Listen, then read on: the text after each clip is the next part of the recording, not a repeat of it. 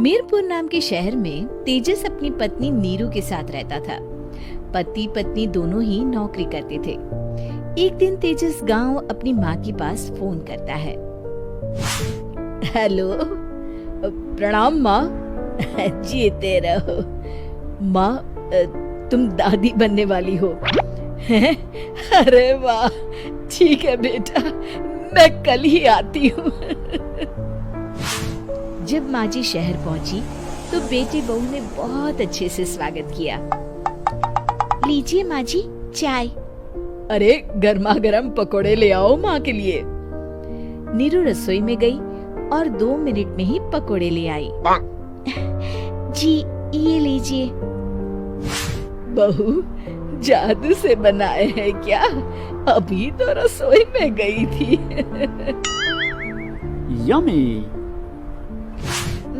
माँ जी, शीला रसोई में पकोड़े तल रही है, मैं बस लेकर आई। हे भगवान, मेरा धर्म भ्रष्ट कर दिया तूने। अब तो गंगा जल से शुद्धिकरण करना होगा। दूसरे दिन, माँ जी मैंने नाश्ता बना दिया है, ऑफिस जा रही हूँ। पर अभी तो घर का सारा काम पड़ा है। शीला आती ही होगी, झाड़ू पोछा बर्तन कपड़े वो सब कर लेगी।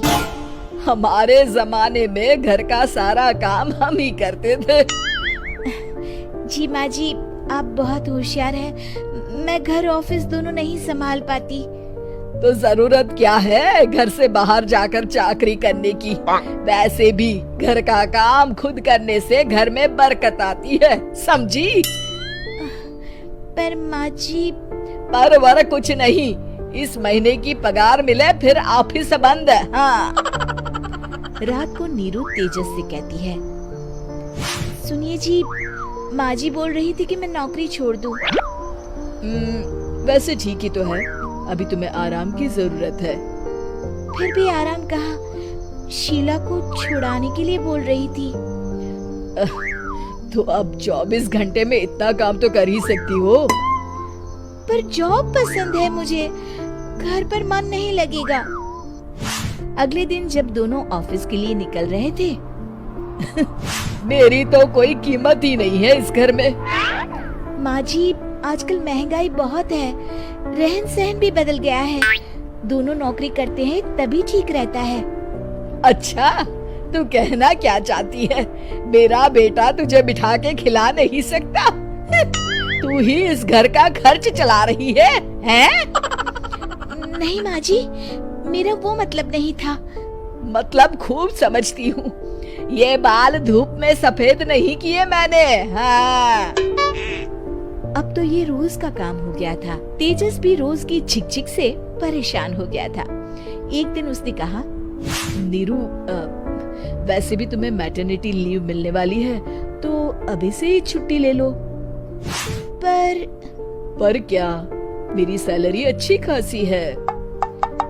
आखिर नीरू ने रिजाइन कर दिया। जब बच्चा हुआ तो घर में सब बहुत खुश हुए। कुछ दिनों बाद तेजस फाइल देख रहा था। क्या हुआ तेजस, कुछ परेशान लग रहे हो?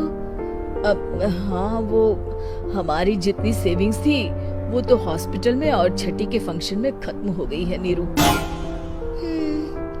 और अभी वैसे मंदी चल रही है तो मैं बोल रही थी कल मुन्ना को हेपेटाइटिस का टीका लगवाना है।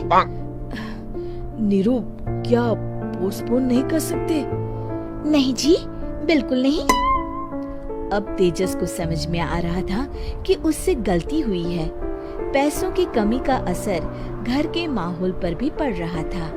अगले दिन, बेटा मेरा चश्मा और ये दवाइयाँ ले आना, पर्चा देते हुए माँ जी ने कहा।